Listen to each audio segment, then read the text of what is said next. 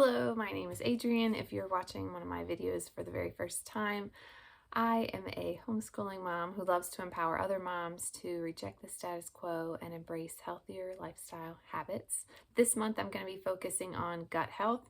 I feel like after Thanksgiving, the new year coming, it seems like everyone kind of has that on their mind. So I'm going to talk about this video. I'm going to talk about digestion, and then I will just continue diving deeper into gut health as we go along throughout the weeks. So for December, gut health, let's dive in. Digestive health is very important, and lots of our body systems are very much connected. So if you have digestive issues, there may be other issues that you're also struggling with.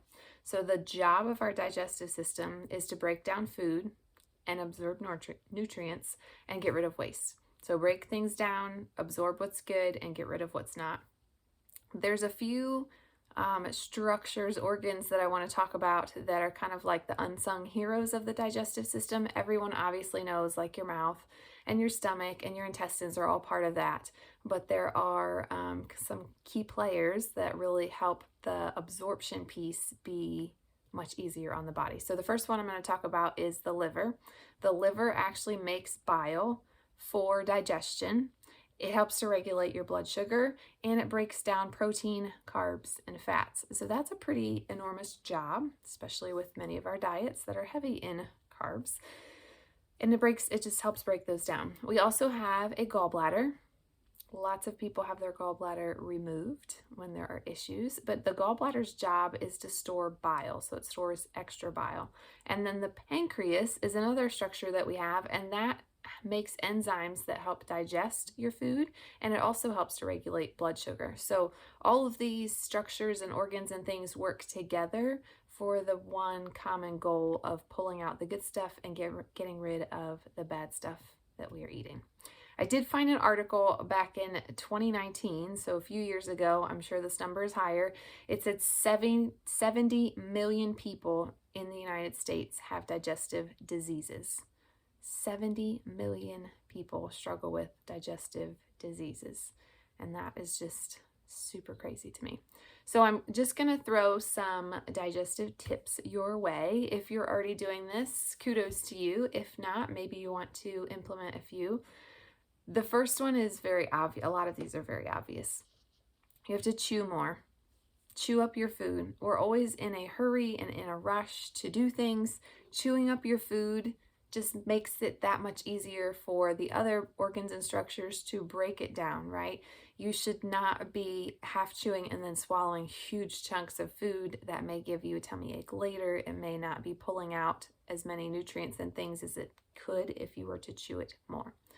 I think I read somewhere you're supposed to chew each bite like 100 times or something crazy. It is supposed to be mostly liquid when you're swallowing after you're done chewing. And I know I'm guilty of not doing that. A lot of people don't chew properly, so chew more. You should also be eating good fats, not ice cream, more like dark chocolate and nuts and avocados, grass-fed butter. Those are great ways to incorporate the good fats into your body because you actually do need fat. You want to avoid low-fat diets.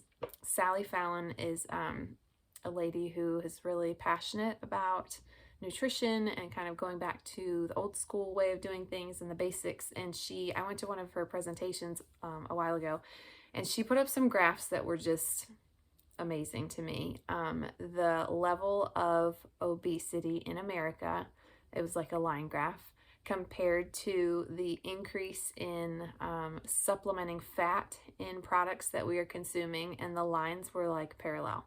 It was wild. So whenever you take fat out of food, you have to put something in because the fat's what makes it good, right? So instead of the fat, they were adding like oils and sugar and fake sugar, and it's actually way worse for you than just eating the whole fat as long as it's a good fat. So you want to make sure that you're not getting low fat things. That if you're gonna drink milk, or if you're gonna eat the cake or whatever, you don't want the sugar substitutes. You really don't want a lot of sugar either. You're trying to get the whole fat, the good fat in. So low fat diets are actually not very good. If you are in the grocery store, just a good rule of thumb, you should spend most of your time on the perimeter of the store. That's where the things that expire and go bad are, with the exception of beans and rice and like apple cider vinegar. Those are probably going to be in your aisles, and those are also beneficial.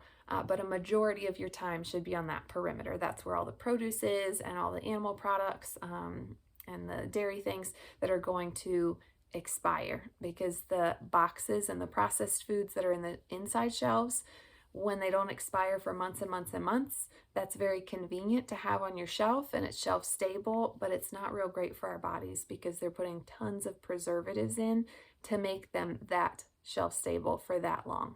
With the exception of vinegar products, a lot of bacteria cannot survive in vinegar because it's such a harsh environment. So vinegar lasts a very long time. Honey lasts a very long time. But for most things, if they have a very long shelf life, chances are they're loaded with preservatives that you are consuming when you consume them. You also want to make sure you're eating a variety of food. They say a colorful plate is the best.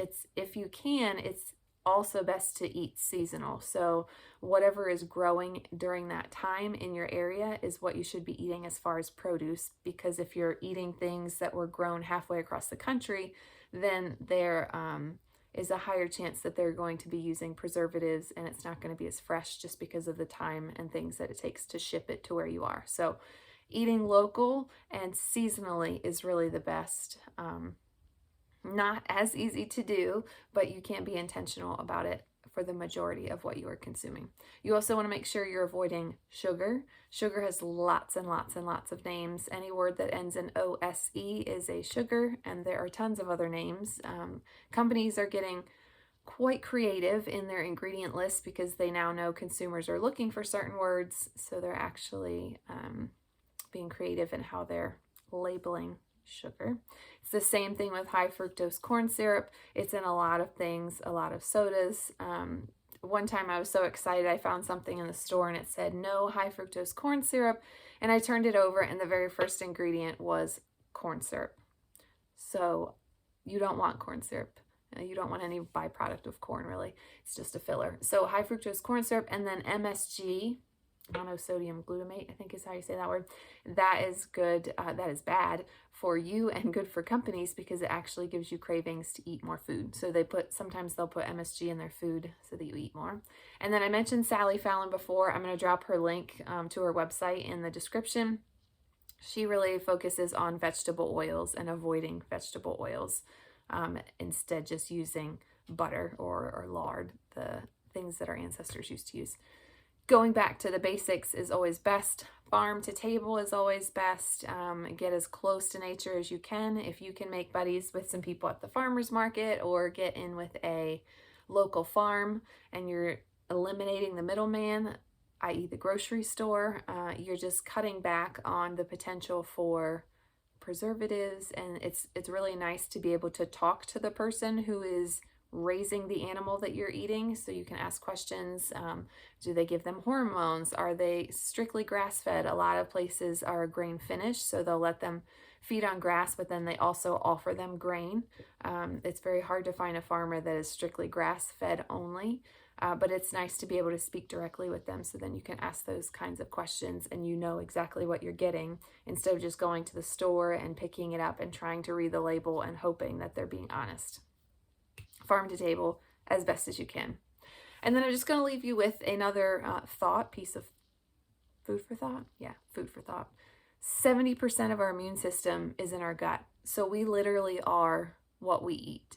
The food that you're eating will bring life or death. It will bring great things for your body, or it will cause stress and dis-ease in your body, and it can eventually lead to disease depending on what you are eating. So just be mindful of that. I'm not saying you can never splurge. I'm not saying that you have to eat like a rabbit or any kind of crazy diet. You need to pick something that is sustainable, something that you can do for the rest of your life. This is not like a quick fad diet, lose 10 pounds kind of thing. This is I want to feel better in my body and I want to give it the fuel that it needs kind of thing that you can sustain for the rest of your life. These fad diets are not sustainable, and you want to make sure that you're making good choices for your body in the long run. I hope that gave you some helpful tips. This is not a shaming video. Hopefully you don't feel that way. Just sharing what I have learned and what I have found in my research. We have gone through so many things with food. We went hardcore, 5 ingredient only products in our home. With kids, it's very challenging. It can be done. It's very challenging to stick to strictly farm to table. So you just have to be creative, and you have to give yourself grace, because it's just a process, and you have to get to a point where you are comfortable with the process, and that takes a while. So give yourself grace and make little small changes. Stop drinking a huge glass of water with your meals and see if it has any impact. Maybe spread out your meals a little bit and see if that has an impact. So hope this gave you some value.